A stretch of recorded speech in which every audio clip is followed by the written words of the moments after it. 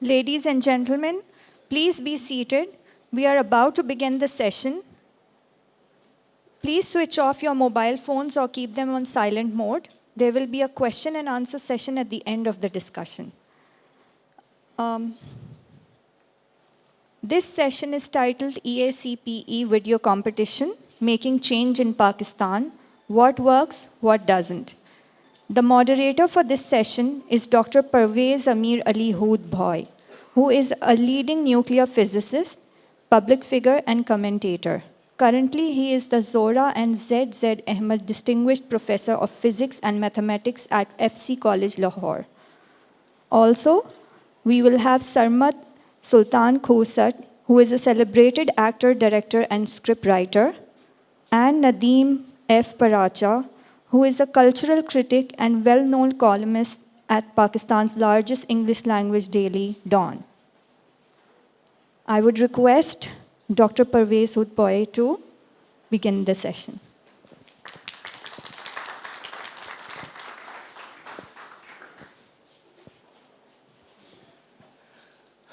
آپ سب لوگوں کا بہت بہت شکریہ یہاں تشریف لانے کا. کراچی شہر تو اب تک جاگا ہی نہیں ہے اور آپ یہاں پہنچ گئے. Iqbal Ahmad Centre for Public Education کی جانب سے میں آپ سب کو خوش آمدید کہنا چاہتا ہوں. ہر سال گزشتہ 3 سالوں سے ہم نے ایک ویڈیو کمپٹیشن کا اہتمام کیا ہے جس کا مقصد یہ ہے کہ بہتر پاکستان کی طرف راہ ڈھونڈی جائے. ہمارے ہاں یہ سمجھا جاتا ہے کہ بہتر پاکستان اس وقت بنے گا جب ہم ایک سیاسی لیڈر کی جگہ پر دوسرا لے کر آئیں, وہ جو پاکستان کو صحیح راہ پر چلائے. اور اسی لیے ہماری ساری توجہ اس کے اوپر مرکوز ہوتی ہے کہ پیناما گیٹ میں واقعی جو ارباب اقتدار ہیں وہ ملوث تھے کہ نہیں. ہو سکتا ہے کہ ہوں, ہو سکتا ہے کہ نہ ہو. ہماری ساری توجہ اس طرف ہے. یا یہ کہ جرنیلوں کو کتنی زمین دی جاتی ہے, یا یہ کہ دنیا میں عالمی طور پر کیا تبدیلیاں آ رہی ہیں, ڈونلڈ ٹرمپ وغیرہ وغیرہ. یہ ساری اہم باتیں ہیں اپنی جگہ پر, لیکن اصل سوال یہ ہے کہ بہتر پاکستان کیسے بنے گا. یہ مسائل اگر حل ہو بھی جائیں تو بھی یہاں پر کوڑا کرکٹ, ہوا میں آلودگی, پانی کی قلت, بجلی کی کمی, یہ تمام مسائل رہیں گے. اور یہ وہ مسائل ہیں جو عام لوگوں کے ہیں. لہٰذا اس ویڈیو کمپٹیشن کا مقصد یہ تھا کہ ان مسائل کی نشاندہی کی جائے جو اصل میں پاکستان کے لوگوں کے ہیں. اس دفعہ 13 انٹریز تھیں, ویڈیو انٹریز تھیں, جن کو 3 بہت قابل ججز نے دیکھا اور پھر اپنا فیصلہ سنایا. شرمین عبید چنوئے, ندیم فاروق پراچا اور سرمد کھوسٹ. انہوں نے ان 13 ویڈیوز کو دیکھا, اپنی رائے دی, اور اگرچہ یہ رائے مشترک نہیں تھی لیکن پھر اس بات پر اتفاق ہو گیا کہ جو پہلی 3 انٹریز ہیں جنہیں انعامات سے نوازا جائے وہ کون کون سی ہیں. مجھے افسوس ہے کہ یہ ججز یہاں تشریف نہیں لا سکے, ان کی الگ الگ وجوہات تھیں, لیکن جو کنٹیسٹنٹس ہیں جنہوں نے ویڈیوز بنائی ہیں وہ سارے یہاں پر موجود ہیں.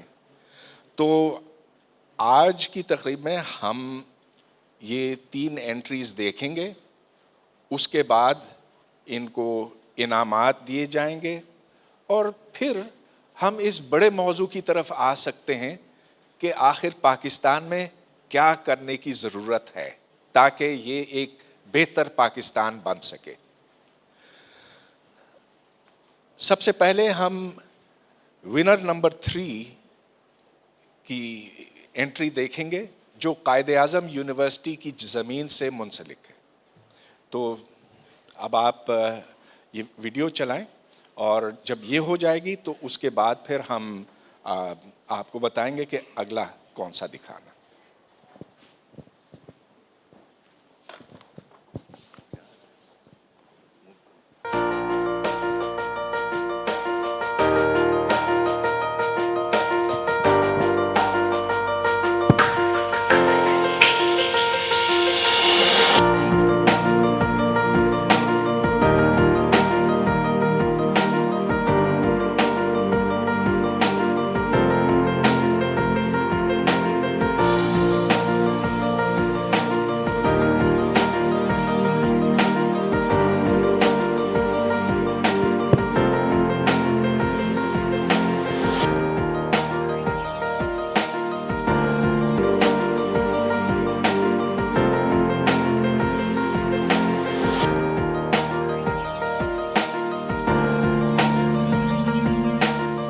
میں اس وقت قائد اعظم یونیورسٹی اسلام آباد کے باب القائد پر موجود ہوں. پاکستان کی صف اول کی یہ یونیورسٹی جو ہزاروں طلباء کی مادر علمی اور پاکستان کے روشن مستقبل کی ضمانت ہے، آج سے 50 برس قبل CDA نے اس یونیورسٹی کو 1709 ایکڑ زمین الاٹ کی، مگر آج کی تاریخ میں قریباً 202 ایکڑ زمین پر قبضہ گروپوں نے اپنا تسلط جما لیا ہے. آپ سوچ رہے ہوں گے کہ شاید یہ قبضہ گروپ کوئی غیر ریاستی عناصر ہیں یا شاید ان کا تعلق کسی کالعدم تنظیم سے ہے، مگر ایسا نہیں ہے. اس ضمن میں جس شخصیت کا نام سامنے آ رہا ہے وہ پاکستان میں کئی بار برسر اقتدار آنے والی ایک سیاسی جماعت کے اہم رہنما ہے، اور ستم یہ کہ وہ 3 برس تک سینٹ کے چیئرمین بھی رہے ہیں، یعنی صدر پاکستان کی غیر موجودگی میں اسی یونیورسٹی کے چانسلر. ہم مغربی تہذیب اور اخلاقی انحطاط کا ذکر کرتے ہوئے ان کی قانون پسندی اور ایمانداری فراموش کر دیتے ہیں. ہم یہ بھول جاتے ہیں کہ وہاں کے لوگ اپنی جائیدادیں اور زمینیں تعلیمی اداروں کو دے جاتے ہیں. اس کے برعکس پاکستان میں تو الٹی گنگا بہہ رہی ہے. یہ 1966 میں یونیورسٹی نے CDA سے زمین خریدی تھی. یہ تقریباً 1709 ایکڑ زمین ہے اور 55-60 کنال یہ ایریا جو ہے نا، یہ گریڈ اسٹیشن کے ساتھ والا ایریا، یہ انکروچمنٹ ہو گیا ہوا ہے. نیر بہاری صاحب نے اس کے اوپر اپنا گھر بنایا ہوا ہے. Here is another delicious irony. ہم بخاری روڈ سے ہوتے ہوئے یہاں تک پہنچے اور میری پشت پر آپ کو ایک خوبصورت مکان دکھائی دے رہا ہے. یہ مکان یونیورسٹی کی زمین پر قبضہ کر کے تعمیر کیا گیا ہے اور اس کے مالک کا تعلق اس سیاسی جماعت سے ہے جن کے بانی نے آج سے 40 برس قبل اس یونیورسٹی کا سنگ بنیاد رکھا تھا. بیسک یہ زمین ہم نے 2004-05 میں پرچیز کی. یہ زمین میرے بھتیجے کا نام ہے، جرار حسین کے نام ہے، نیر بخاری کے بیٹے کے نام. یہاں پہ اور بھی لوگوں کے گھر ہیں، کافی سارے لوگ ہیں. خسرہ نمبر 145 ہے، جس میں یہ 46 کنال زمین جو ہے وہ ایکوائرڈ شدہ نہیں ہے. اعلان نیاز ان سے بھی ایک بار کانٹیکٹ کیا، انہیں بھی کہا کہ آپ آئیں جوائنٹلی اپلیکیشن دے دیں، ڈیمارکیشن کرا لیں. میں نے تو انہیں یہ کہا تھا کہ اگر جناب یہ ثابت ہوتا ہے تو میں آپ کو یہ کسی کیمپس کے لیے، کسی ڈپارٹمنٹ کے لیے یہ گھر آپ کو دے دوں گا، میں تو اس کے بارے میں کلیم بھی نہیں کروں گا. اس وقت ہم موجود ہیں پاکستان کے ممتاز ماہر تعلیم اور دانشور ڈاکٹر پرویز ہود بھائی کے ساتھ. آئیے ہم ان سے یونیورسٹی کے زمین پر قبضے کے حوالے سے گفتگو کرتے ہیں. میں یونیورسٹی کے اس طرف چلا گیا جہاں میں عام طور پہ نہیں جاتا ہوں، اور وہاں میں نے دیکھا کہ ایک محل کھڑا ہوا ہے. تو میں نے پوچھا یہ کس کا محل ہے؟ پتہ چلا کہ یہ ایک صاحب ہے نیر بخاری، جنہوں نے یونیورسٹی کی زمین کے اوپر قبضہ کر کے اپنا گھر بنایا ہے. اور ایسا خوبصورت محل، میں سمجھا کہ کسی عرب شیخ کا ہوگا. نہ صرف یہ، لیکن انہوں نے اپنے رشتہ داروں کے لیے بھی وہاں بڑے بڑے مکان کھڑے کیے ہیں. اور یہ سب اس قیمتی زمین کے اوپر جو قائد اعظم یونیورسٹی کی ہے اور جو آنے والے نسلوں کے لیے ہے، جس کے لیے حکومت نے یونیورسٹی کو زمین دی تھی آج سے 50 سال پہلے. ایک مرتبہ پہلے بھی اس پر قبضہ کرنے کی کوشش کی گئی تھی، تو 2 لوگوں نے اس کی مخالفت کی یونیورسٹی کے اندر، ایک میرے دوست ڈاکٹر نیر اور میں. اور اس جد و جہد میں ہم بالآخر جیتے، جس کے ذمے یہ تھا کہ وہ قائد اعظم یونیورسٹی کی زمین کی حد بندی کرتا.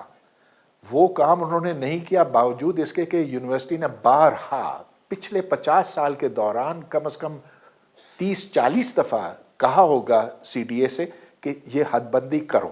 یونیورسٹی میں جو طلباء اور اساتذہ ہیں وہ احتجاج کرنے کا ارادہ رکھتے ہیں، اور جو انتظامیہ ہے اس نے تہیہ کیا ہوا ہے کہ اب ہم اس مسئلے کو عدالت میں پھر سے لے جائیں گے. ایک دفعہ لے جا چکے تھے، لیکن کیونکہ اس میں جو لٹھا پیش کیا گیا تھا جس کو تبدیل کیا جا چکا ہے، اس کی وجہ سے یونیورسٹی کو پیچھے ہٹنا پڑا. لیکن اب یونیورسٹی نے طے کیا ہے کہ وہ اس لٹھے کو اور یہ تمام کاغذات کو مسترد کرے گی، اور جو یونیورسٹی کو شروع میں زمین دی گئی تھی اور جو سی ڈی اے کے ریکارڈ کے اندر ہے ان کو سامنے لانے کی ضرورت ہے، اور سی ڈی اے کے اوپر اب یہ ذمہ داری عائد ہوتی ہے کہ وہ سچی بات سامنے پیش کرے. ایک دفعہ یہ ثابت ہو جائے تو پھر یونیورسٹی کو چاہیے کہ وہ اس محل کو ڈھا دے، وہاں پکی دیوار کھڑی کر دے، اور اس طرح سے قائد اعظم یونیورسٹی کی زمین ہمیشہ تک کے لیے محفوظ ہو جائے گی. قائد اعظم یونیورسٹی پاکستان کی نمبر 1 یونیورسٹی رینک کی جاتی ہے، and being a student of Quaid Azam university, یہاں پہ جو انلیگل کنسٹرکشن ہو رہی ہے ولیجز کی، اور جو باقی دوسرا لینڈ مافیا ہے جنہوں نے قائد اعظم یونیورسٹی کو گریب کیا ہوا ہے، یہاں پہ جو ڈفرینٹ پولیٹیکل پارٹیز ہیں انہوں نے بھی یہاں پہ انکروچمنٹ کی ہوئی ہے. سو یہ انلیگل کنسٹرکشنز جو ہیں یہ ختم ہونی چاہیے، اور ہمارے جو ایریا ہے وہ ہمیں پراپرلی ڈیفائن کیا جائے. آپ کو پتہ ہے کہ یہ جو جس جگہ قائد اعظم یونیورسٹی ہے اس کا محل وقوع، اس زمین کی کاسٹ اور اس کی لوکیشن وہ اتنی پرائم لوکیشن ہے کہ اس کے اوپر 90s میں بھی ہمارے کچھ پارلیمنٹیرینز کی نظریں تھیں. ہماری ڈیمانڈ تو بڑی سمپل ہے کہ قائد اعظم یونیورسٹی نے 1709 ایکڑ کی پیمنٹ کی. قائد اعظم یونیورسٹی 1709 ایکڑ کی مالک ہے. ہمیں ہمارا جو وہ رائٹ ہے، ہماری جو زمین ہے وہ پراپر ڈیمارکیٹ کر کے ہمیں وہ دی جائے، تاکہ ہماری ضرورت ہے سیکیورٹی کی کہ ہم اپنی چار دیواری بنا سکیں. اگر لینڈ گریپنگ ہوں گے تو ارریلیونٹ لوگ آئیں گے یہاں پہ. ارریلیونٹ لوگوں کے ہمیں نہیں پتہ ہوگا وہ کس قسم کی ایکٹیویٹیز میں ملوث ہیں. ان کی ایکٹیویٹیز کی وجہ سے وہ ہماری یونیورسٹی کو جتنی بھی ہماری یونیورسٹی میں جتنا بھی ایریا ہے اس ایک تو کور کریں گے، اس کے علاوہ جو ہے وہ انلیگل ایکٹیویٹیز میں انوالو ہوں گے. ہماری گورنمنٹ آف پاکستان سے اپیل ہے کہ کائنڈلی اس کو ارجنٹ بیسس پہ جلدی سے اس کو حل کر دیا جائے. ہم تو بات کر رہے ہیں اس وقت کی حکومت نے جو وعدہ کیا تھا قائد اعظم یونیورسٹی کو زمین دیتے ہوئے، وہ تقریباً 1709 ایکڑ بنتا ہے، اور یہ زمین ہمارے آنے والی نسلوں کی ہے، ان نسلوں کی جن کا تعلیم بنیادی حق ہے. اور قائد اعظم یونیورسٹی پاکستان کی ایک نمایاں حکومتی یونیورسٹی ہے، لہٰذا حکومت ہماری آنے والی نسلوں کو ان کا یہ حق کہ ان کی پوری زمین دے تاکہ یونیورسٹی پھل پھول سکے، اور آنے والے وقتوں میں اپنے نئے پروگرام شروع کرنے کے لیے یونیورسٹی کو زمین کی تنگی نہ ہو. یونیورسٹی جو چاہتی ہے کہ کیا ہو وہ تو بیسکلی بہت سمپل ہے. نمبر 1، قائد اعظم یونیورسٹی کو اپنی باؤنڈری وال کمپلیٹ کرنے کی اجازت دی جائے، کوئی مزید اس میں جو ہے obstruction سی ڈی اے پیدا نہ کرے. نمبر 2، جو یہاں پر پرانی آبادیاں ہیں جو رہ رہی ہیں since the inception of the university, ان کو یہاں سے ہٹایا جائے. ان کو آلریڈی پیسے مل چکے ہیں، ان کے ریسیپریکل رائٹس کا جو بھی ایشو ہے وہ بیسکلی ان کے درمیان اور سی ڈی اے کے درمیان ہے. سی ڈی اے ان کو جہاں مرضی اکوموڈیٹ کرنا چاہتی ہے کرے، but they should be removed from the university land. Number 3، جو بھی اوریجنل ریکارڈ ہے اور آن گراؤنڈ ڈیمارکیشن ہے وہ سی ڈی اے کو فوراً کرنی چاہیے، فوراً یونیورسٹی کو ہینڈ اوور کرنی چاہیے، تاکہ یونیورسٹی تھرو دی کورٹس جو بھی انلیگل آکیوپینٹس آئے ہیں جنہوں نے یہ زمین یہاں پر الیجڈلی خریدی ہے ان کے خلاف یونیورسٹی جو ہے تھرو دی کورٹس ڈیسیژنز لے سکے in the favour of the university. University نے نیب سے بھی ریکویسٹ کیا ہے کہ وہ ایکشن لے against the land grabbers under the national accountability ordinance.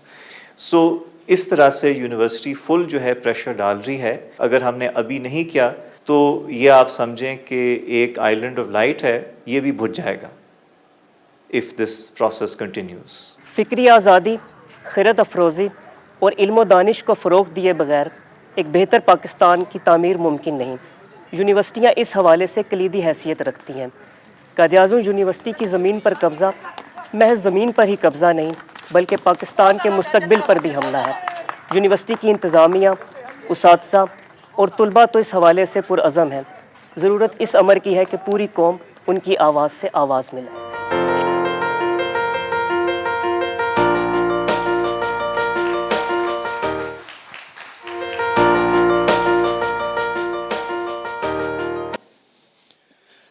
Second award film دیکھنے سے پہلے میں دعوت دوں گا کہ ماریا رباب اور ان کی ٹیم یہاں تشریف لائیں تاکہ انہیں پتہ آڈینس کو پتہ چل سکے کہ اس فلم کو بنانے والے کون تھے. آئیے.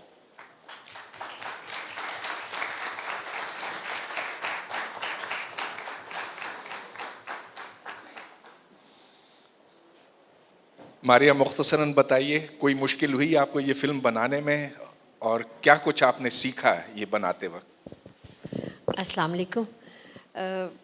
میں نے یہ قائد-اعظم یونیورسٹی کی زمین پر قبضے کی جو فلم ہے یہ لاہور ٹی وی کے فورم سے بنائی جو کہ ایک سوشل میڈیا چینل ہے.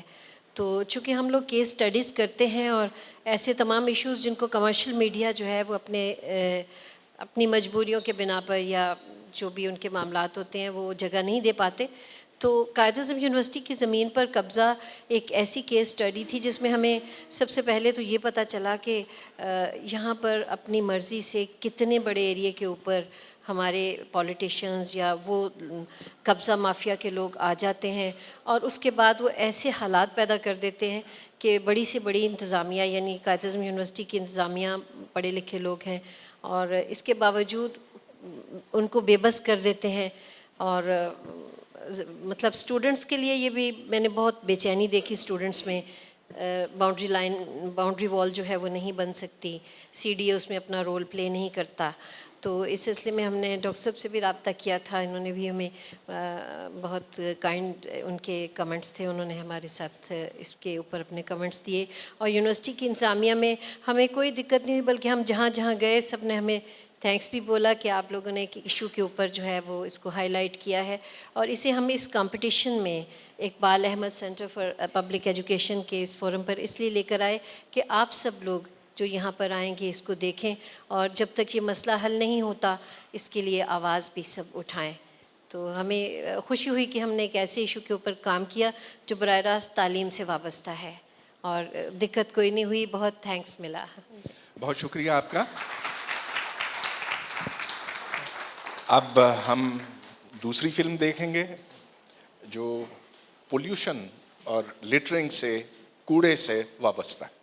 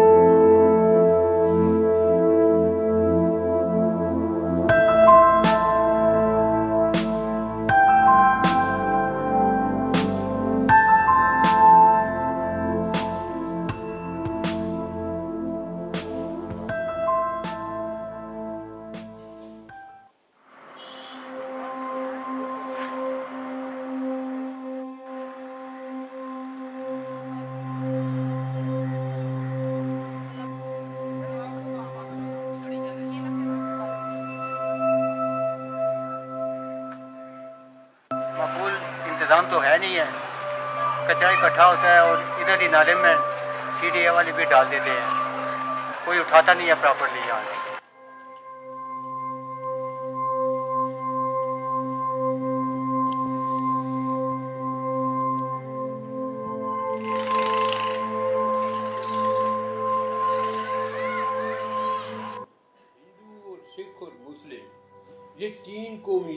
ادھر گٹھی نہیں ہے. ہمارے والد صاحب کی عمر صاحب کی گٹھی قومیں رہی ہیں پاکستان بننے سے پہلے, تو ان میں اتفاق تھا, صفائی تھی, ہمدردی تھی, ایک دوسرے کے گھر جاتے تھے, کوئی بیمار ہوتا تھا اسے دیکھنے کے لیے جاتے تھے, کوئی فوت ہو جاتا تھا مسلم بھی جاتے تھے, ہندو سکھ بھی. اب ہم سب مسلمان ادھر رہ کے تو ہم میں اتفاق نہیں ہے. میں آپ الزام لگاؤں گا, مجھ پہ لگائیں گی, پڑوس میں کوئی وہ نہیں ہے, اخلاقی جو فرض ہے وہ نہیں ہے, وہ ختم ہے. تو پھر قبضہ بھی کہاں سے ہو, ترقی کہاں سے ہو؟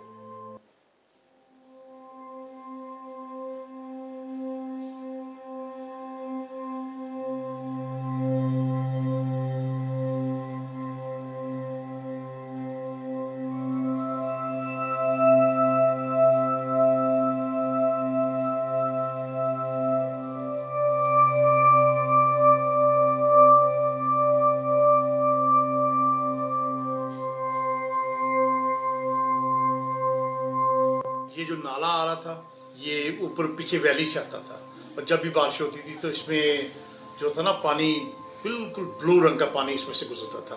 پھر سی ڈی والوں نے پیچھے ڈیم بنا دیا. اچھا ڈیم بنانے کے بعد پانی رک گیا, لیکن جب بھی اوور فلو ہوتا تھا تو وہ اس میں سے گزرتا تھا. This Nala was, I came back, I started 7 years back. It was a beautiful Nala. Every after rain, we used to sit there and put our feet in the Nala, and it was just an awesome feeling. Ab aap thoda sa aage jaye, you haven't seen, this is nothing. Go back, walk 2 minutes, walk 2 minutes. They literally have leveled the Nala with all the down. جو filth ہے, پورا نالا جو کہ 6 fit گہرا ہے, اور کہاں سے شروع ہوتا ہے سارا لیول کر دیا, بالکل ایسے کر دیا برابر.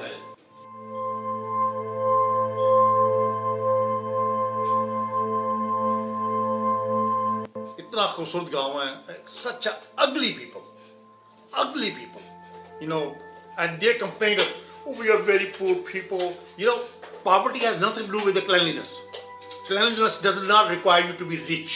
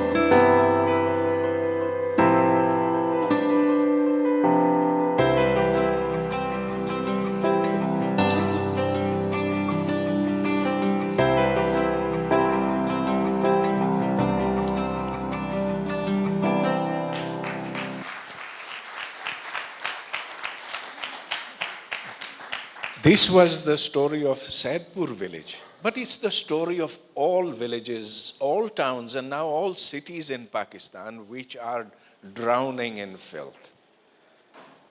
How we shall deal with it in the future is an open question. But Javeria Wasim, please come here.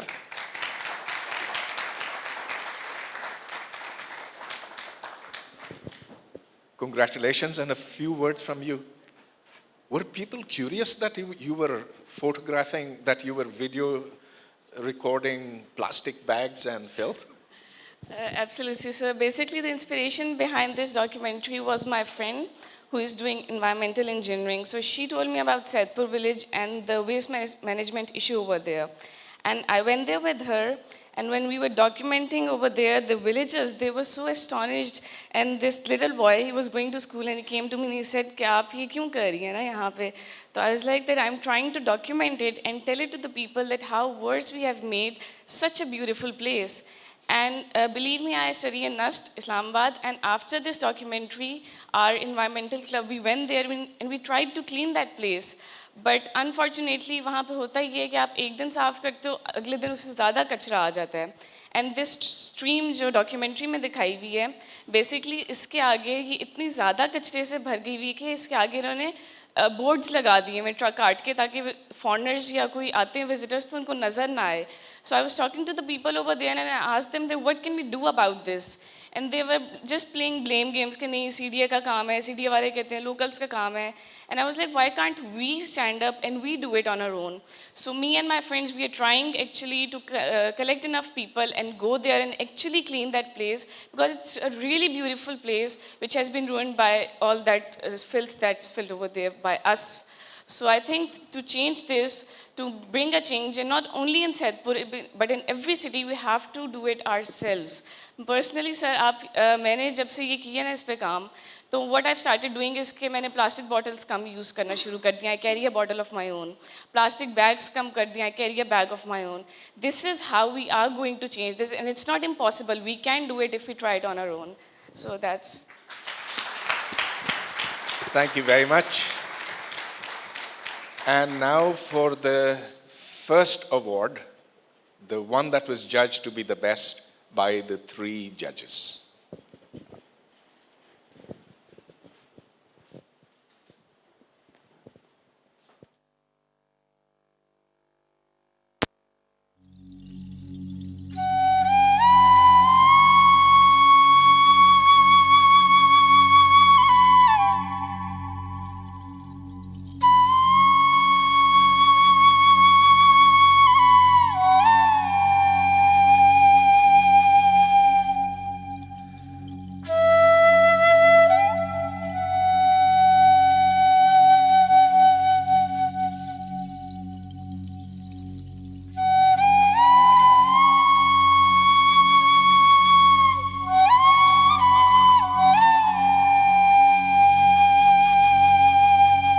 मैं ऐसे नगर की बासी हूँ जो महरूमों का नगर है. यहाँ शिकायतों के तह दर तह सिलसिले हैं. खुदावंदे आईन और सियासत को गैर जमहूरी ताकतों से शिकायत है. हर छोटे सूबे को अपने से बड़े सूबे और तमाम सूबों को पंजाब से शिकायत है. इम्तियाजी सलूक की शिकार अकलियत को अक्सरियत से शिकायत है. शनाख्त की बुनियाद पर कत्ल किए जाने वाले शिया को सुन्नी से शिकायत है. हुर्रियत फिक्र पर इसरार करने वाले जिद्दत पसंदों को क़दामत पसंदों से शिकायत है. जिनसी इस्तेसाल की शिकार औरत को मर्दों के इस माशरे से शिकायत है. महरूमियों के भंवर में फंसे इस नगर में कोई नहीं जानता कि यहाँ एक मखलूक ऐसी भी बस्ती है जिसे गैर जमहूरी ताकतों से ही नहीं, जमहूरियत के अलमदारों से भी शिकायत है. पंजाब से ही नहीं, सिंध व बलोचिस्तान से भी शिकायत है. मकामी बाशिंदों से ही नहीं, महाजरों से भी शिकायत है. पंजाबी से ही नहीं, फाटा के पहाड़ों में बसने वाले गैरतमंद पठानों से भी शिकायत है. अक्सरियत से ही नहीं, अकलियत से भी शिकायत है. क़दामत पसंदों को रखिए एक तरफ, मुझे तो तरक्की पसंदों से भी शिकायत है. मर्दों के माशरे से क्या गिला करूं मैं? मुझे तो इस औरत से भी शिकायत है जो सुबह शाम जिनसी तफरीक का मातम करती दिखाई देती है. इस महरूम माशरे से एक सवाल है, अगर तुम्हारा महरूमी का ये एहसास एक सच है तो फिर तुम्हें ये एहसास क्यों नहीं होता کہ تمہارے دائیں کہیں میں بھی بستی ہوں، جس سے ایک ایسی شکایت ہے جو اس معاشرے میں کسی بھی محروم طبقے کو نہیں ہے۔ میری شکایت یہ ہے کہ مجھے آج تک انسان کیوں نہیں تسلیم کیا گیا؟ کیا ایسی کوئی شکایت تم لوگوں کی بھی ہے؟ نہیں نا؟ سنیے گا ذرا، میرے سینے میں بھی ایک دل دھڑکتا ہے جب کسی ماں کا لخت جگر کسی بم دھماکے میں مارا جاتا ہے، تو میری روح اسی طرح چھلنی ہوتی ہے جس طرح باقی انسانوں کی ہوتی ہے۔ میں بھی احساسات، جذبات کا مرکب وجود ہوں۔ جب کوئی شاعر ہجر و فراق کے قصے چھیڑتا ہے تو میری آنکھوں سے اشکوں کا سیل رواں ویسے ہی بہہ پڑتا ہے جیسے کسی دوسرے انسان کا بہتا ہے۔ میرے گالوں پر گرنے والے آنسو بھی دوسرے انسانوں کے آنسوں کی طرح نمکین اور نیم گرم ہوتے ہیں۔ قدرت نے مجھے بھی نگاہ عطا کی ہے۔ میری کھوپڑی میں بھی دماغ ہے جس کے ہر طبق میں عقل و ذہانت کے دیے کسی بھی انسان کے دماغ سے کم نہیں جلتے۔ میرے حافظے میں بھی یادیں بالکل آپ لوگوں کی طرح قید ہوتی ہیں، مگر کیا ستم ہے کہ مجھے انسان کا درجہ دینے سے معاشرے کا ہر طبقہ انکاری ہے؟ کیا اس سماج میں کوئی طبقہ ایسا بھی ہے جسے ماں سے شکایت ہو؟ آپ کو یہ سن کر کتنا عجیب لگے گا کہ مجھے تو ماں سے بھی شکایت ہے۔ ماں جب اپنی اولاد سے دور ہوتی ہے، ہر پل جیتی ہے، ہر پل مرتی ہے، مگر میں سوچتی ہوں کہ اولاد کی کون سی تعریف پر میں پورا نہیں اترتی؟ کیا میں نے دوسرے انسانوں کی طرح جنم نہیں لیا؟ پھر ایسا کیوں ہے جب میں اپنے گھر کا بوجھ ہلکا کرنے کے لیے 2 جوڑے کپڑوں میں گھر سے نکلنے لگی تو میں نے ماں کی ممتا کو اس طرح تڑپتے نہیں دیکھا جس طرح میں فلموں ڈراموں میں دیکھتی ہوں۔ میں اور میرے کئی دوست اپنے گھروں سے دور ہیں۔ میری ماں کو پتا ہے کہ میں کہاں ہوتی ہوں۔ کیا وجہ ہے کہ وہ میری خبر لینے نہیں آتی؟ میری زندگی کا سوال آیا تو وہ بھی اپنے شوہر کے ساتھ کھڑی ہو گئی۔ کیا میری پیدائش میں میرا کوئی قصور ہے؟ میں اس پاکیزہ تہذیب والے معاشرے کے احترام میں قبول کرتی ہوں کہ خواجہ سرا ہونا ایک ناقابل معافی جنسی عیب ہے۔ میں یہ بھی تسلیم کرتی ہوں کہ خواجہ سرا پیدا ہونا میرا اختیاری اور شعوری جرم ہے، لیکن یہ کیسے مان لوں کہ میرا دل، دماغ، میری صلاحیت و لیاقت وہ بھی خواجہ سرا ہے؟ اس معاشرے نے ہمیں صرف کہبہ خانے تک رسائی دی ہے، صرف گھنگرو باندھ کر کسی کے ویکینڈ میں رنگ بھر سکتی ہے۔ اس معاشرے کا شکر ادا کرنے کو جی چاہتا ہے کہ ہماری صلاحیت کا تو اعتراف کرتا ہے، ہم مردوں کی جنسی تسکین کا سامان کر سکتی ہیں۔ اگر ہمارا یہ کردار بھی تسلیم نہ کیا جاتا تو ہم کیا کر سکتی تھی؟ لیکن کبھی ہم بھی تو تھک جاتے ہیں نا صاحب، ہم بھی کسی سے لپٹ کر رونا چاہتے ہیں۔ میرا دل ڈوب چکا ہے، میں اپنی ایک سہیلی الشبہ کو دفنا کر پہنچی ہوں۔ اس معاشرے کی ایذا رسانیوں کی قسم، میں نے عمر بھر زندگی کی اتنی مسافت طے نہیں کی جتنی ان 2 دنوں میں کی ہے۔ الشبہ کی کچھ سانسیں باقی تھی جب ہم سب اسے شفا خانے لے گئے، مگر وہی سوال کہ وارث کہاں سے لائیں؟ اس وقت صرف ایک مہربان جو ہماری مدد کو بن بلائے چلی آئی تھی، وہ موت تھی۔ ہم الشبہ کو اٹھائے عرش کو پکارتے رہے، مگر فقیہان شہر نے اعلان کر رکھا تھا کہ ہم جنازہ نہیں پڑھائیں گے۔ ہم نے الشبہ کو آنسوؤں کا غسل دے کر زمین کے سپرد کر دیا۔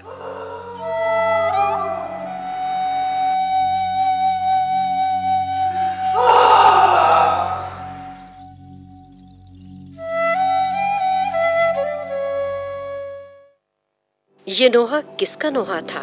خواجہ سرا کا۔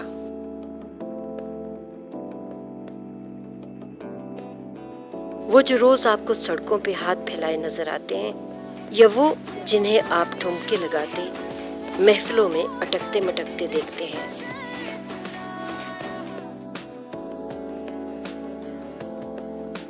وہ کون ہیں؟ میں ہوں ندیم کشش۔ نام سے ہی آپ نے محسوس کر لیا ہوگا کہ 2 شخصیت کا مالک۔ پیدا میں ملتان میں ہوئی، میرے گھر میں خوشیاں منائی گئیں کہ ایک چاند سا لڑکا پیدا ہوا ہے، लड्डू बांटे गए, तो मुझे तो उस वक्त नहीं मालूम था कि मैं आगे जाके ख्वाजा सराबी बन जाऊंगी। अब मेरे अपने अल्फाज में दो लफ्ज़ आएंगे, कहीं मैं था कहूँगी, कहीं मैं थी कहूँगी। तो ये मेरी शख्सियत की ओरिजिनल रूप है। अपनी रूह और जिस्म की जंग लड़ते लड़ते आखिर में गुरु के घर पहुँची, तो वहाँ जो निज़ाम मैंने देखा मुझे बहुत अच्छा लगा, मज़ा आया। मेरा नाम कशिश रखा, इतना वेलकम मिल रहा था, जो मुझे घर में धुतकार और फिटकार मिल रही थी, ताने मिल रहे थे, और यहाँ मेरी इतनी आवभगत और इतनी बड़ी पार्टी, और जिसमें मैं दुल्हन बन के बैठी हुई थी। मेरे सर पे गुरु ने दुपट्टा डाला और सब लोगों को दावत दी। मगर क्योंकि मैंने ऑपरेट नहीं करवाया हुआ था और मैं एक लड़का था, उन्होंने कहा मैम आपको ऐसे नहीं रख सकते, आप क्योंकि आपकी पैदाइश लड़कों वाली है, आप ख्वाजा सराय नहीं हो। इधर जाऊँ तो ऑपरेशन करवाऊँ, इधर जाऊँ तो ये सिस्टम बिकता चला जाऊँ, और बिकते बिकते आखिर में मेरे क्या ज़िंदगी थी वो भी मैंने देख ली थी। मैं ऑपरेशन करवाऊँगा तो ये इंसानियत का कत्ल है। एक मौका मैं अपने वालिदैन को देना चाहता था। अम्मी थी, अम्मी ने मेरी करके शादी कर दी, अल्हम्दुलिल्लाह। बहुत डर था, बहुत खौफ था। वो मेरी सुहाग रात नहीं थी, वो मेरी भयानक की रात थी, बहुत उसमें खौफ था। मगर अल्लाह मियां ने वो जो सिस्टम मुझे बताया था उसकी हकीकत मेरे आगे आश्कार कर दी, एक बच्चे की सूरत में, एक लड़के की सूरत में, एक मुकम्मल शख्सियत की सूरत में, जो मुझ में से था। और वो उस बदौलत था कि अगर मैं वो ऑपरेशन करवा देता तो मैं सोच रही थी कि अगर मैं उस वक्त ऑपरेशन करा देती तो इस बच्चे की क्या मैं कातिल ना होती। ऐसे अगर कोई और उधर मूरत गुरु में किसी ने ऑपरेशन कराया है तो क्या वो ऐसे बच्चे नहीं पैदा कर सकते थे। फिर मैंने ये भी देखा कि उनके जिनके बच्चे थे वो भी ऑपरेशन करा के, बच्चों को छोड़ के तो ऑपरेशन करा के ख्वाजा सरा बन रहे हैं, और फिर उनको शनाख्ती कार्ड भी मिल रहा है।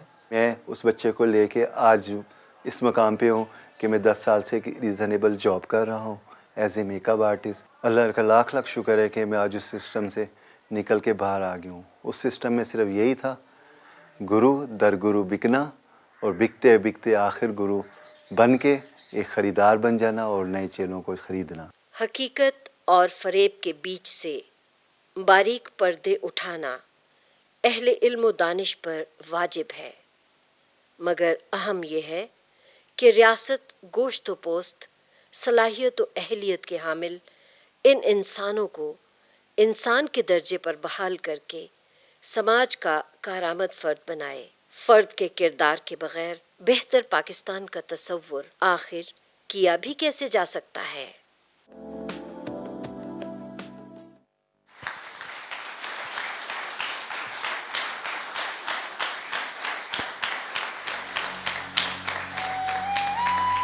ये किस कदर फिक्र अंगेज फिल्म थी,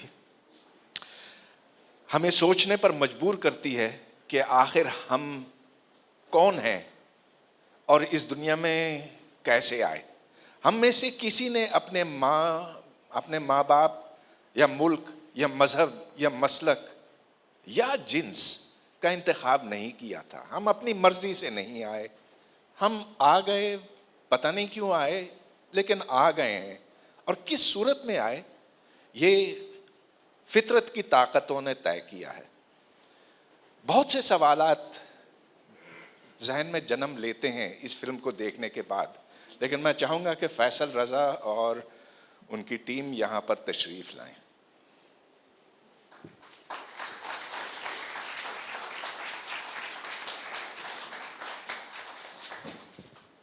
वाह फैसल, आपने तो हमें हिला दिया ये दिखाकर।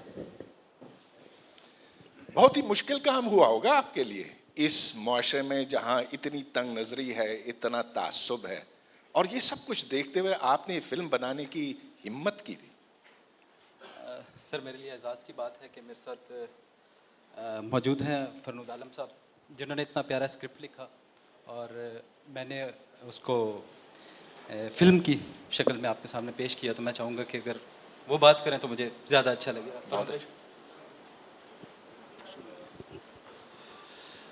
बहुत शुक्रिया।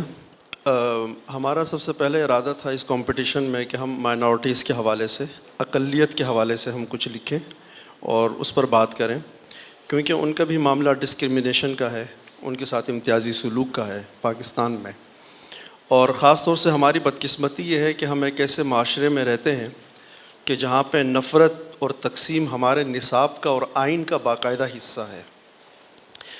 और इसी पर हम बात कर रहे थे कि जो हमारे جن کے ساتھ امتیازی سلوک روا رکھا جاتا ہے ان کے حوالے سے ہم کچھ کام کریں. لیکن فیصل صاحب نے اور باقی جو ہمارے دوست احباب نے انہوں نے اسی سلسلے میں ٹرانسجینڈرز کے حوالے سے, خواجہ سراؤں کے حوالے سے معاملے کو سامنے رکھا اور سب کو اس بات کے اوپر قائل کیا انہوں نے کہ ہمیں اس حوالے سے کام کرنا چاہیے, اس لیے کہ امتیازی حوالے سے ان کا معاملہ باقیوں کی نسبت زیادہ سنگین ہے. زیادہ سنگین اس لیے ہے کہ جیسے کہ وہ ندیم کشیش صاحب نے خود اپنی زبان سے کہا کہ ہمارا معاملہ تو یہ ہے کہ ہمیں تو آج تک انسان بھی تسلیم نہیں کیا جاتا.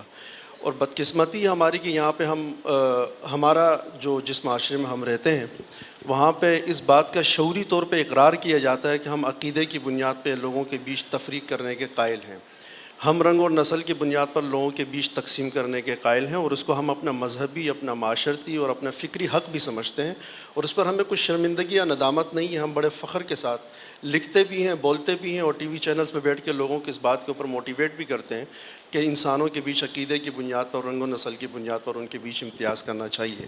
اس لیے ہم نے ٹرانسجینڈرز کے حوالے سے, لیکن اس میں ایک نقطے کی طرف اشارہ کروں گا کہ پتہ نہیں اس کی طرف اگر آپ کی توجہ گئی ہو یا نہیں گئی ہو. ہم نے جب اس کے اوپر کام شروع کیا تھا تو کام کرتے وقت ہمیں اس بات کا احساس ہوا کہ ہم ٹرانسجینڈرز کے معاملے کو جہاں سے جس طرح سے دیکھتے ہیں اس طرح سے ہے نہیں, یہ بہت ڈفرینٹ سا معاملہ ہے. ان کے اندر بھی کچھ مختلف مکاتب فکر موجود ہیں اپنے ایشوز کے حوالے سے. ایک تو ہمارے یہاں بہت بڑا طبقہ وہ ہے کہ جنہوں نے جو پیدائشی طور پہ خواجہ سرا نہیں ہے, انہوں نے بعد میں سرجری کروا کے انہوں نے اس روپ کو اختیار کیا ہے, دھارا ہے. ہم اگر کوئی انسان اپنے ارادے اور اختیار کے ساتھ اپنے جسم میں کوئی تصرف کرتا ہے تو ظاہر ہے میں ذاتی طور پہ تو اس کا اپنا حق سمجھتا ہوں کہ وہ کر سکتا ہے, لیکن ظاہر ہے کہ خواجہ سرا ہونے کی بنیاد پہ یا ٹرانسجینڈر ہونے کی بنیاد پر اپنے حقوق کا مطالبہ کرنا بالکل مختلف چیز ہو جاتی ہے, کیونکہ اسی پاکستان میں ندیم کشیش جیسے لوگ موجود ہیں جو پیدائشی خواجہ سرا ہیں, جو پیدائشی ٹرانسجینڈرز ہیں, اور وہ اپنے رائٹس کے لیے بات کرتے ہیں. لیکن یہاں پر ایک باقاعدہ ایک ایسا مافیا موجود ہے جو ان کے اوپر مسلط ہے, اور وہ ان لوگوں کو لاتے ہیں, ان کو موٹیویٹ کرتے ہیں, وہ اپنی سرجری کرواتے ہیں, وہ ان کے اندر شامل ہوتے ہیں, اور وہ ایک بہت بڑا پیداگیر طبقہ بنتا ہے, قبضہ گیر قسم کا طبقہ بنتا ہے, اور وہ اس پورے معاشرے سے اپنے حق کے لیے بھی بات کر رہا ہوتا ہے, وہ سپریم کورٹ کو بھی پریشان کرتا ہے, وہ اہل فکر کو بھی سے بھی بات کر رہا ہوتا ہے, وہ میڈیا کو بھی بات کر رہا ہوتا ہے. لیکن بدقسمتی یہ ہے کہ ان کا اگر کوئی حق بنتا ہے تو ہماری رائے میں ان کو ملنا چاہیے, کیونکہ ظاہر ہے کہ وہ ایک ایسی دنیا میں چلے گئے ہیں سرجری کروا کے کہ وہاں سے ان کے لیے واپس آنا ممکن نہیں ہے. اگر ان کا کوئی رائٹ ہے وہ ان کو ملنا چاہیے, لیکن ان کے نام پہ نہیں ملنا چاہیے کہ جو کہ جینون ہے اور جو پیدائشی تخلیقی اور فطری طور پہ وہ اسی جنس کے ساتھ پیدا ہوئے ہیں, ان کو ان کا حق بھی ملنا چاہیے, ان کی شناخت بھی ملنی چاہیے. بہت شکریہ. آپ بھی کچھ بولنا چاہیں؟ مختصر.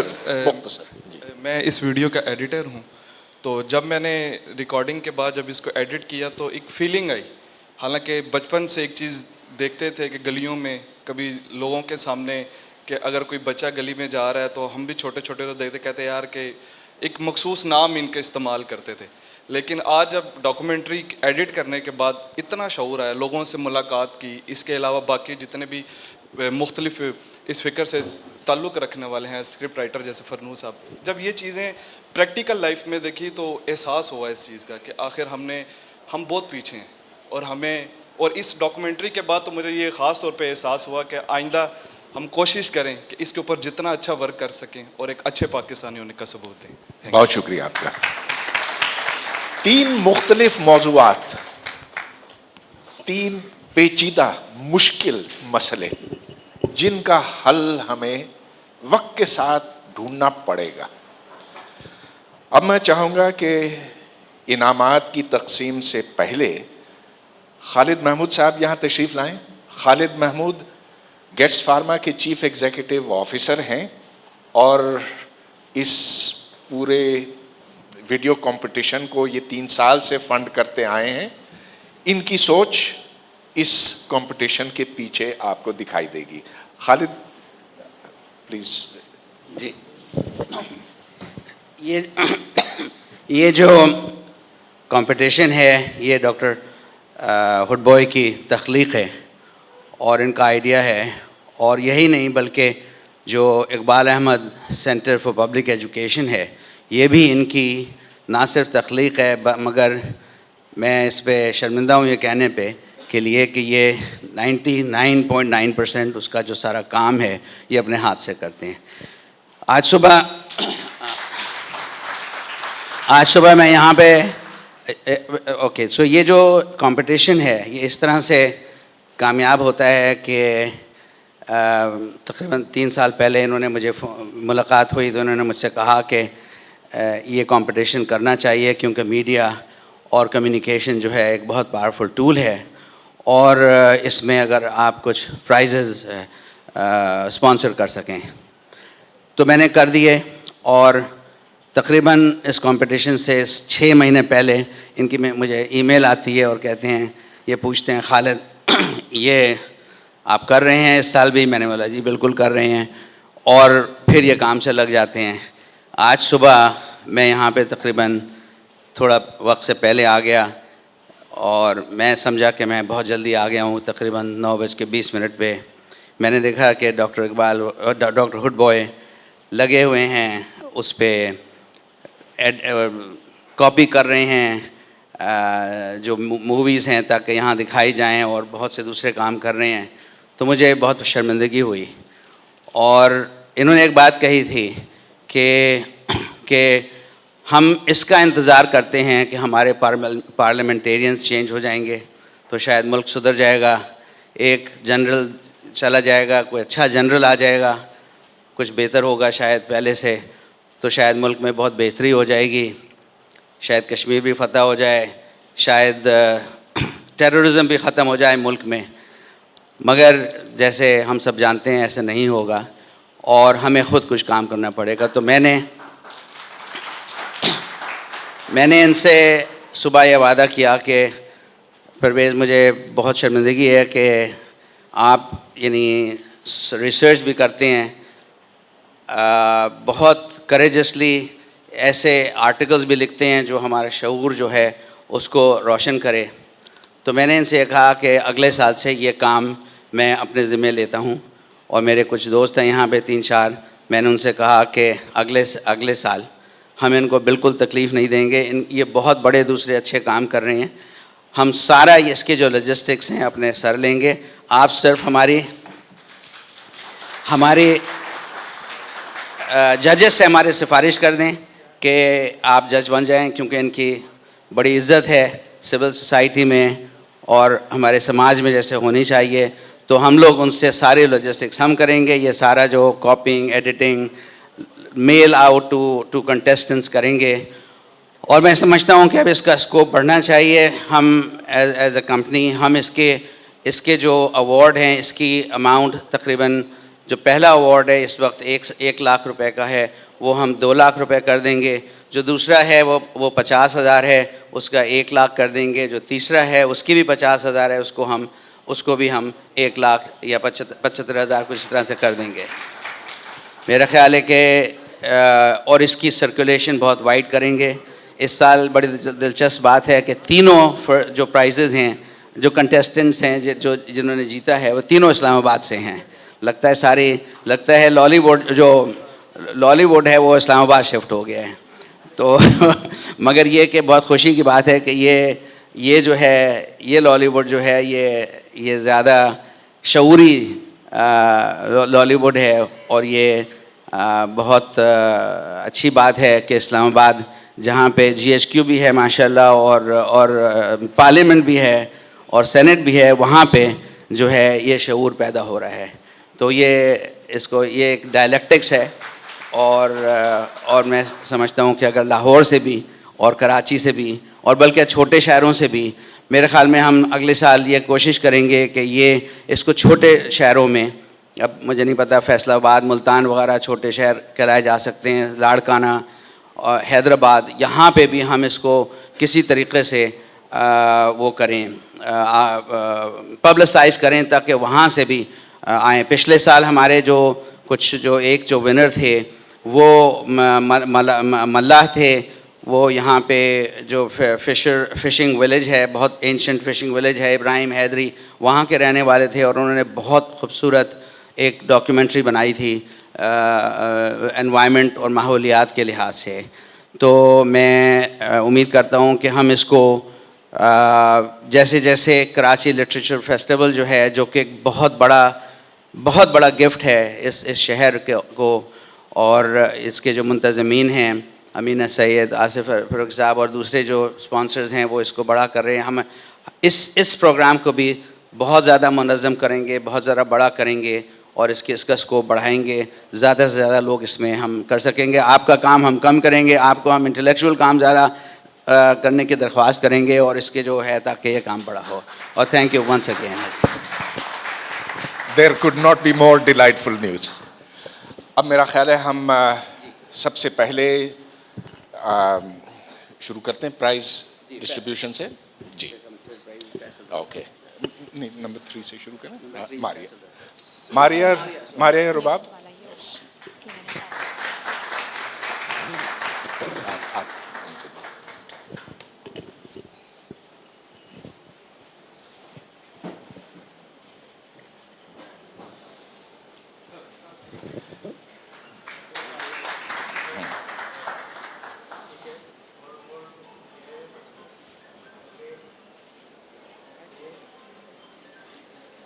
Thank you.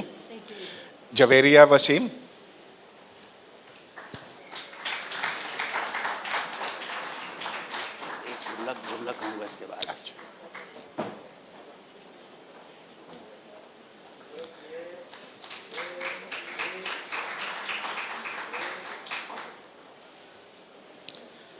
फैसल रजा.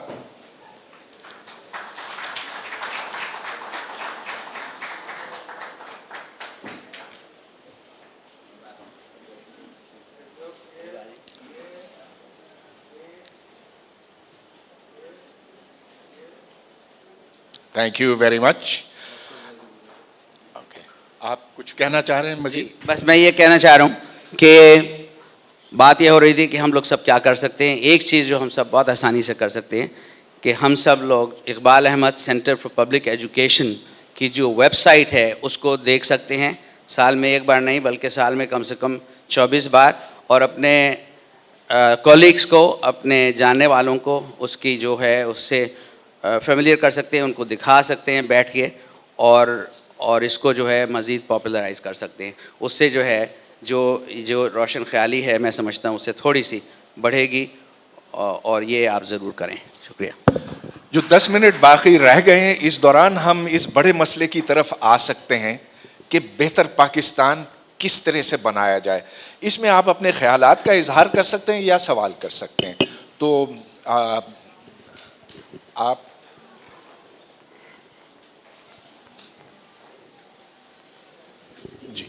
अस्सलाम वालेकुम जी.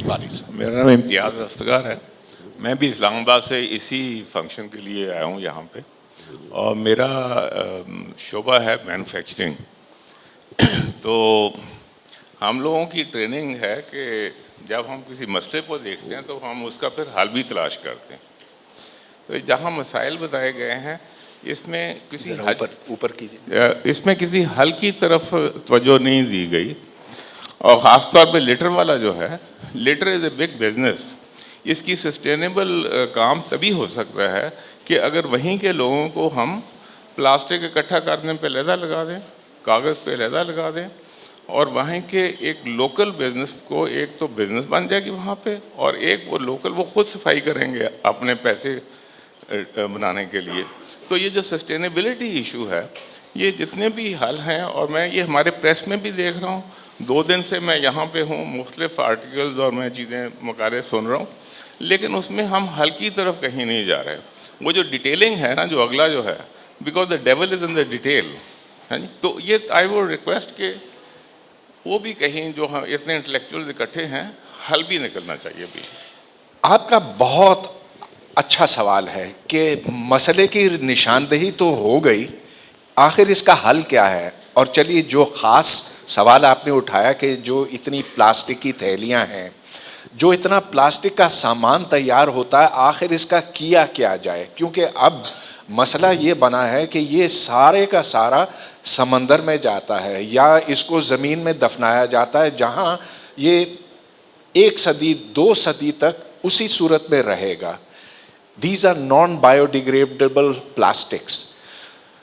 अब प्लास्टिक एक ऐसी चीज़ है कि उसके बगैर भी गुजारा नहीं होता और अगर हम इस्तेमाल करते हैं तो पूरा माहौल उससे आलूदा हो जाता है. तो फिर आखिर क्या किया जाए. اس کا حل ایک طرف تو سائنس سے نکلے گا, وہ یہ کہ بایو ڈیگریڈیبل پلاسٹکس اب بننے لگے ہیں, مہنگے ہیں اور ہر کام کے لیے یہ سوٹیبل نہیں ہے, لیکن یہ ہمیں بنانے پڑیں گے اور زیادہ سے زیادہ استعمال کرنے ہوں گے. لیکن جب تک یہ حل ٹیکنالوجیکلی نکلتا ہے اس وقت تک ہمیں جو اس وقت پلاسٹک بیگز کی مینوفیکچرنگ ہے اس پر کچھ اب کنٹرولز لگانے کی ضرورت ہے. اتنی پلاسٹک کی تھیلیاں اب پورے ملک کے اندر پھیل گئی ہیں کہ اگر آپ یہاں سے لاہور یا لاہور سے اسلام آباد یا کہیں بھی جائیں پاکستان میں تو آپ کو تھیلیاں تھیلیاں تھیلیاں ہر طرف دکھائی دیں گی. اور اس کی پروڈکشن کے اوپر اب ہمیں کنٹرول کرنا پڑے گا. ساتھ ساتھ پبلک کو یہ بھی بتانے کی ضرورت ہے کہ جتنی تھیلیاں ہیں ان کو اکٹھے کرو تاکہ ان کو ایک جگہ جا کر ڈمپ کیا جا سکے یا جلایا جا سکے, یا جو بھی طریقہ ہے اس کے تحت اس کو ٹریٹ کیا جا سکے. تو ہاں, آپ کا یہ بڑا اہم سوال ہے کہ ٹھیک ہے, بہت اچھی بات ہے جو جویریہ نے ہمارے سامنے کی ہے کہ یہ مسئلہ ہے, لیکن حل اس کی طرف ہمیں بیٹھ کر سوچنا ہے. میرا نام ڈاکٹر اسحاق ہے, میں میڈیکل ڈاکٹر ہوں, اور میرا اسی سلسلے میں جو ہمارے بزرگ نے آئیڈینٹیفائی کیا کہ صرف آئیڈینٹیفیکیشن نہیں ہے, اس کا سولوشن بھی ہے. اسی طرح ٹرانسجینڈر پہ میں بات کروں گا. اس کے دو کیٹیگریز ہیں ایز اے میڈیکل ڈاکٹر جہاں تک میری نالج ہے. ایک تو بائی برتھ ہے جس پہ ہمارا کنٹرول نہیں ہے, دوسرا جو پوائنٹ آؤٹ کیا گیا کہ وہ آپریشن کراتے ہیں تو وہ پرسنلٹی ڈس آرڈرس میں آتا ہے, that is treatable and manageable. تو یہ بھی اگر اس میں آئیڈیا دیا جائے کہ ان کو مینیج کیا جا سکتا ہے as a by the psychologist اور سائیکیاٹرسٹ تو یہ بہتر ہوتا. جی بالکل, یہ جیسا کہ آپ نے کہا ہے, ایک تو ہمیں جینز میں ملتا ہے, دوسرے یہ کہ ورثے میں ہمیں جو کچھ ملا اس کو ہم خراب بھی کر سکتے ہیں. جہاں ایسے فائنینشیل انٹرسٹ ہوں جو اس سے فائدہ اٹھا سکیں, ان لوگوں کو پکڑنا ہے اور قانونی طور پر انہیں سزا دینے کی بھی ضرورت ہے. بہت اچھی بات کہی آپ نے. سر ایک منٹ ٹھہریے, مائکروفون آپ تک پہنچے گا اس کے بعد. سر شہاب سمرو فرام خیرپور. سر آپ نے جس طرح سے پاکستان کی چینج کے لیے کہا کہ میرے مطابق تو یہ مجھے لگتا ہے کہ ہمیں سب سے زیادہ جو ہمارے اسکالرز ہیں انہیں لٹریچر کو زیادہ سے زیادہ بڑھانا چاہیے اور اس چیز پر لکھنا چاہیے کہ پاکستان کی چینج کیا ہے, جو ایک ون سائیڈڈ تھنکنگ چل رہی ہے اسے ختم کرنا ہے. اور یہ بات زیادہ سے زیادہ آبزرو کی گئی ہے کہ جو ہمارے انٹیریئر میں جو ساری کی آبادی ہے وہ اس چیز کو نہیں دیکھتی. اس کے لیے ایک پرٹیکولر چینل میرے حساب سے آنا چاہیے جس پر ہمارے اسکالرز بیٹھ کر انہیں ہر چیز سمجھا سکیں. یہ میرے مطابق ہے. دیکھیے, شعور کس طرح سے ایک معاشرے کے اندر بیدار ہوتا ہے وہ اس کے طریقے کئی ہو سکتے ہیں. ایک تو تعلیم کے ذریعے سے, لیکن جو تعلیم ہمارے اسکولوں میں دی جاتی ہے وہ تو شعور کو سلا دیتی ہے, ختم کر دیتی ہے, سوچنے سمجھنے کی صلاحیتوں کو کمزور کر دیتی ہے. تو سب سے بڑی ضرورت لوگوں کے شعور بڑھانے کی یہ ہے کہ ہم اپنے تعلیمی نظام کو بہتر کریں, اس کے سوا اور کوئی حل نہیں ہے.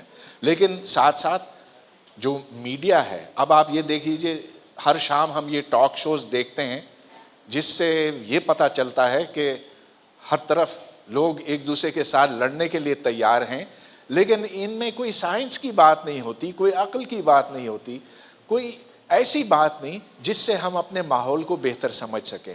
تو میڈیا اور تعلیم, اگر ہمیں اپنے سماج کو سدھارنا ہے تو یہاں بہتری لانے کی ضرورت ہوگی.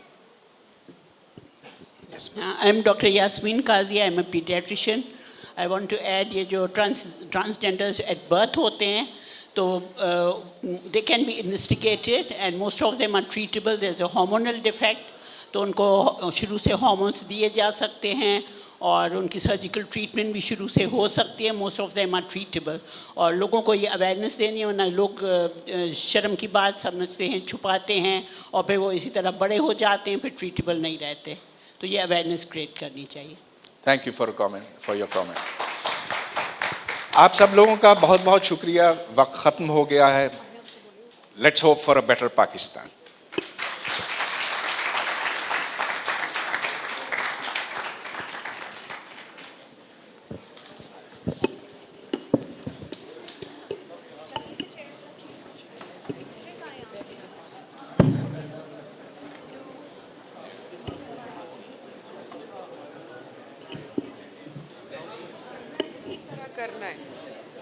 Ladies and gentlemen, the next session in this room is partition, drawing borders in blood.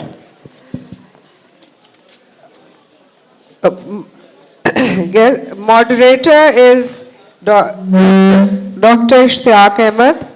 Guest speakers are Urvashi Butalia, Sudhindra Kulkarni, Kishwar Nahid and Noman Naqvi. Thank you.